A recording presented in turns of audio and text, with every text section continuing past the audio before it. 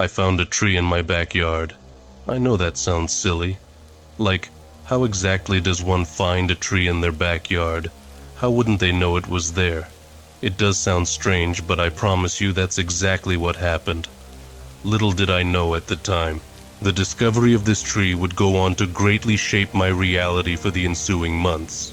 I live on 1.5 acres of land, in a particularly arboreous area of West Virginia, so the random addition of another tree was probably something that would have gone largely unnoticed, but I noticed. Not because I knew my property like the back of my hand, or anything like that. It was more so that the tree had a striking appearance, not like any tree I had ever seen before. For starters, it wasn't an overly tall tree. I would guess no more than about 20, maybe 25 feet high. It had an excessively thick trunk with gnarled roots and long winding branches that stuck out more sideways than up, with adorning foliage akin to that of a willow. And the tree was of a deeply ashen hue. I woke up the morning up January 14th, 2020, to see it standing amidst the other frost-covered, leaf-barren trees that took up residence on my property. It certainly stuck out like a sore thumb. Not knowing what else to do, I placed a call to the Department of Natural Resources, figured it couldn't hurt, and if anyone could tell me anything about this tree, it would be them. The lady on the other end of the phone sounded rather confused as to my query about the mysterious tree in my backyard.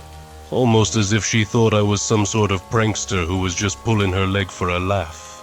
I assured her I was serious, and that it was in fact not a joke. She put me on hold for about 10 minutes before returning and letting me know that they would send somebody out to look at the tree within the next 3 days or so. I thanked her and hung up. I spent a decent portion of the day staring out at the tree, trying to make sense of its sudden presence. Trees of that size and stature usually take decades upon decades to reach this degree of maturation. But here, we had a tree that seemed to sprout up overnight. That night, and for several nights thereafter, I would hear a howling, tempestuous wind coming from the east that was sometimes accompanied by resonant, nondescript phonations. At first, it was a bit tough to sleep through, but I got used to it rather quick. 3 days later, a man named Russ, who worked for the DNR, came to my house to inspect the tree. He asked me where the tree was, and I showed him to the backyard and pointed it out. He pulled out a pen and a clipboard and walked up to the tree. He walked around the tree several times, writing stuff down on his clipboard intermittently and snapping a few pictures here and there before asking me if we could talk inside. I agreed and we went inside. He explained to me that after cataloging all the attributes of the tree, it didn't seem to match up with any species of tree that he was familiar with, or that should or would be growing in these parts. He admitted that he was at a loss. He then asked me how it got there, to which I told him I wasn't sure, and that it had just kind of showed up there 3 days earlier. He looked up at me with a raised eyebrow and went back to writing on his clipboard. He followed up that question with several questions about my mental health history, as well as my relationship with alcohol and drugs. I didn't really care too much for that part. While I was known to enjoy a drink or two on occasion, especially a good bourbon, my drinking had never gotten to the point that I wouldn't notice something as blatantly obvious as a tree suddenly growing in my yard. After that portion, Russ concluded his report, letting me know that he would be in touch. Before he left, I asked him what would happen next. He said that he would submit his findings to geologists and arborists to see what they could make of it. He then said that there was a possibility that they may want to harvest the tree and study it for scientific purposes, given its peculiar origins, and that they may be willing to pay handsomely for the opportunity to do so. That part sure sounded good to me. On that, he bid me adieu and made his way to the front door, where I let him out. I then watched as he got into his van and drove away. The next couple of weeks went by as normal, save for the occasional strange noises at night. Meanwhile, the tree just stood there, looming over my backyard. One Wednesday, as I was cooking that evening's meal, a knock came at my door. I went over to see who it possibly could have been.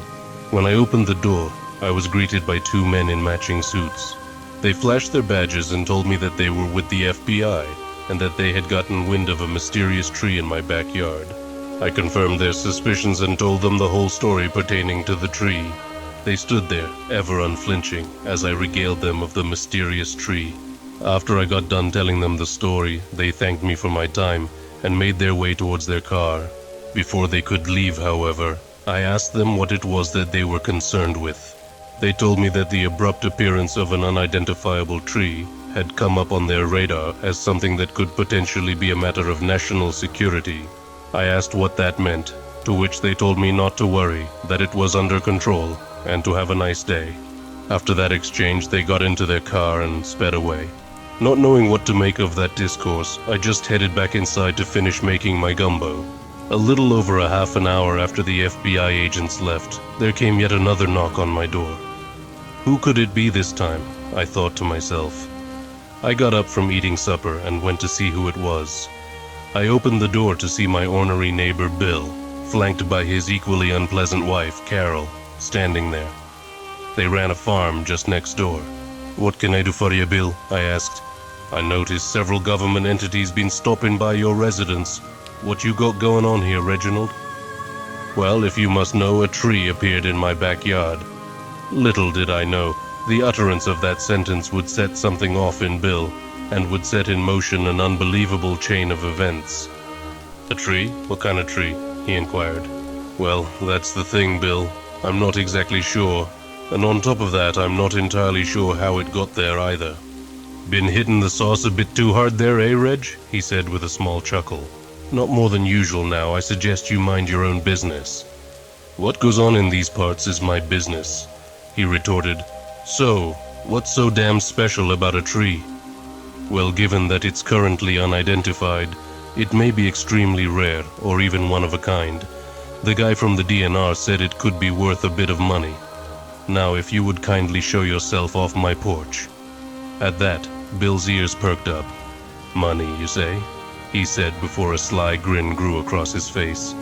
"Well, I'll be seeing you around, Reg," he said with a nod before he and Carol made their egress off my front porch, and I went back inside to enjoy my evening in peace. As the months went by, the tree remained largely unchanged. As spring wore on, and the leaves reappeared on the surrounding trees, the enigmatic tree stayed the same. It bore no fruit of any kind, and even stranger yet was that as the birds returned from their winter haven down south, never would they perch on the tree. It was almost like the birds knew something about this tree that us humans didn't. Another strange thing that I noticed over the course of those so many months was that the tree branches never moved. A stiff breeze couldn't cause even the slightest sway. I would look out on some of the windier days and see all the other trees blowing in the harsh wind, their branches whipping back and forth, but not that tree. That tree stood firm and motionless. Aside from the strange goings-on with the tree, I've also had to deal with other such nuisances recently. From time to time when I'd be outside doing chores, I would see Bill peering over the fence, just staring at the tree. Sometimes he would even be equipped with a pair of binoculars. No telling what he was trying to glean from that. One night after midnight, I even caught him trespassing on my property. He was just standing in front of the tree, staring up at it, unmoving and completely transfixed. I loaded my shotgun, went outside and chased him away, yelling at him to get and letting him know that if I caught him on my property again, that I wouldn't hesitate to call the authorities. The crazy fool was off his rocker. He had seemingly become obsessed with the tree. As strange as Bill had been acting, it was around early June that I encountered just about the oddest event yet since the tree's arrival.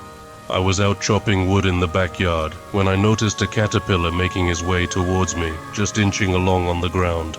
I bent over to pick him up and move him to the garden.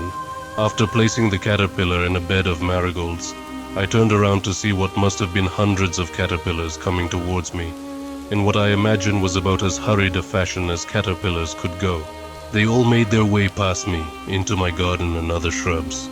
I may not know a whole lot about the migratory patterns of the common caterpillar, but it appeared to me that they were all inching away from that tree.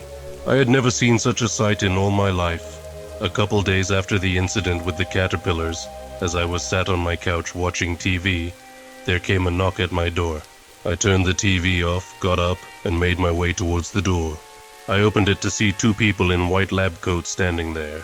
One was an older gentleman with gray hair, black, thick-rimmed glasses, and a very serious demeanor. Next to him was a younger lady with shoulder-length light brown hair and bright blue eyes. "Can I help you folks?" I greeted them. "Are you Reginald Walker III?" the man asked.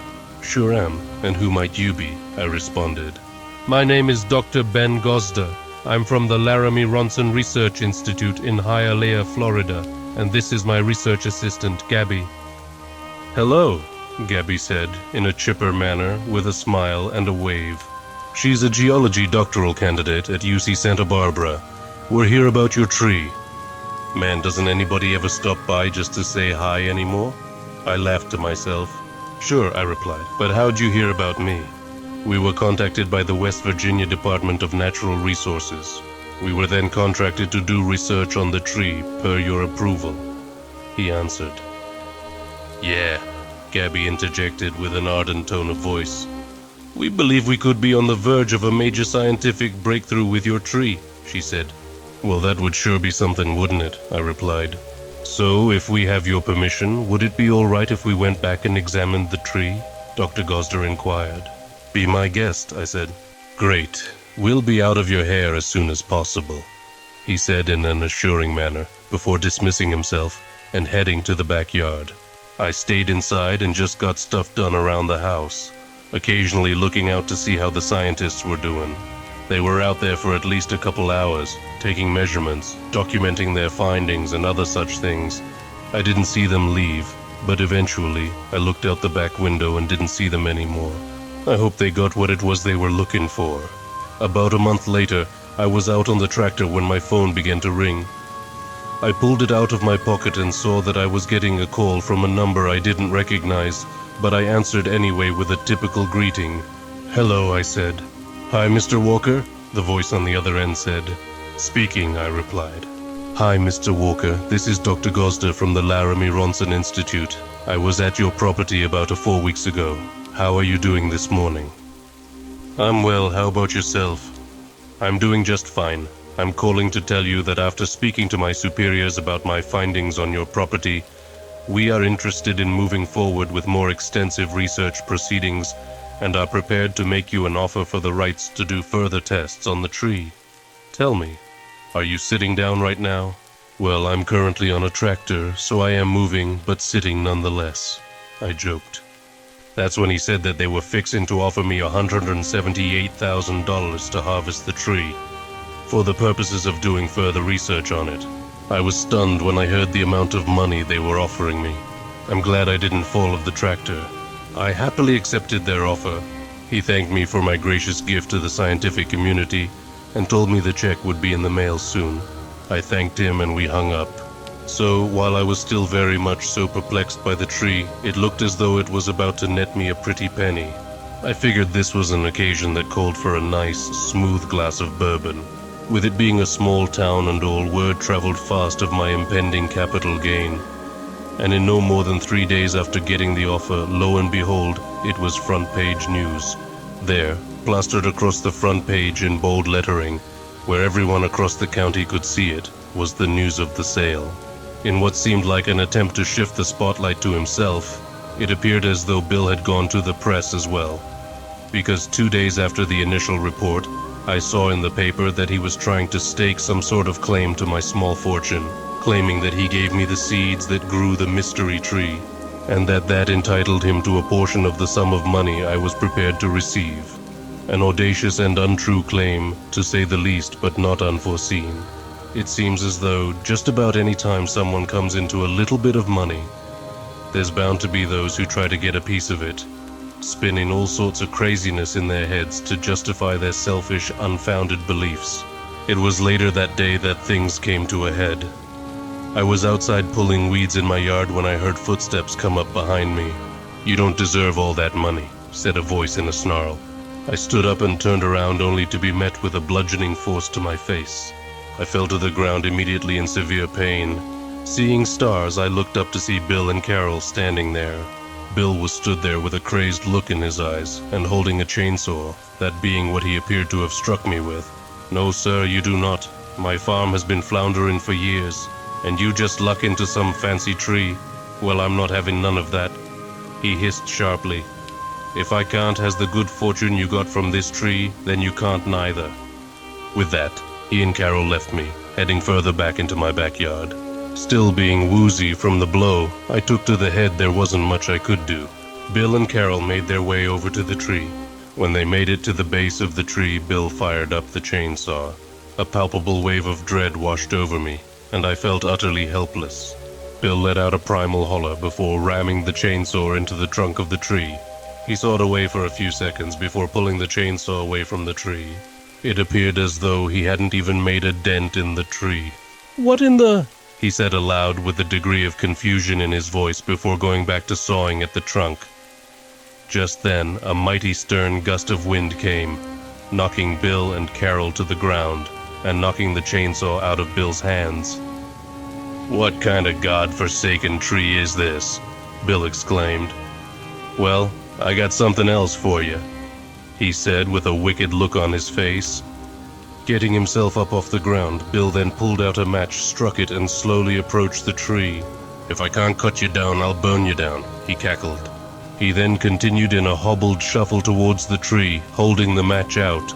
But before he could set the tree alight, a branch swung down, striking Bill in the side of the head and knocking him to the ground. As Bill sat back up, clearly shaken from the blow he had just taken to the head, the tree then plunged the tip of one of the branches directly into the top of Bill's skull and lifted him up off the ground. He let out an unsettling grunt while jerking and twitching, as the color drained from his face and his body began to go limp. After about a minute, the tree retracted the branch, and Bill's lifeless body crumbled to the ground in a heap. At that, Carol attempted to get up and run away but stumbled. From the ground behind her came two sets of roots that wrapped around her legs as she tried to scurry away. I then watched as she was dragged, kicking and screaming into the ground beneath the base of the tree. After that, I heard the same low bellowing sound that I heard the first few nights, which I could now only assume was coming from the tree itself. I couldn't believe what I had just witnessed. After several more minutes, and after getting my wits about me, I got up and collected myself. I went back inside and lay down on the couch.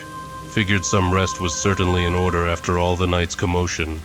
On the morning of January 14th, 2020, I woke up to see a tree in my backyard that I didn't recognize, but now I'm starting to think that it may not be a tree.